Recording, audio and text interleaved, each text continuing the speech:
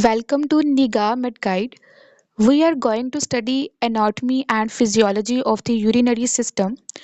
Before studying its anatomy and physiology in detail, let's first have a look on its overview. Urinary system is the main excretory system of the human body. It is body's filtration and drainage network responsible for removing waste products from the blood and maintaining fluid, electrolytes, and acid base balance in the body.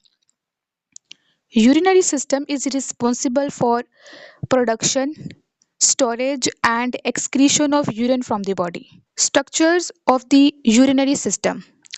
There are two bean-shaped kidneys present on the right and the left side. Right kidney is slightly lower in position as compared to left kidney due to the presence of liver. When we see the longitudinal cross-sectional part of kidney, then we found three layers of tissue. The most outermost layer is made up of fibrous capsule.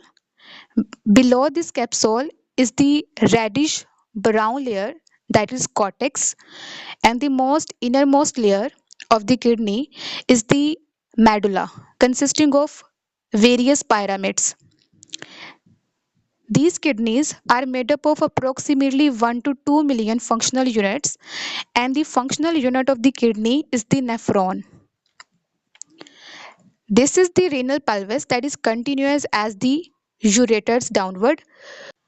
Major functions of the kidneys are formation of urine by filtration of the blood, maintaining fluid, electrolytes, and acid base balance in the body, excretion of waste products from the blood by the means of formation of urine, production and secretion of erythropoietin hormone that is responsible for stimulation of red blood cells formation, production and secretion of an enzyme that is renin, an important enzyme for controlling blood pressure in the human body.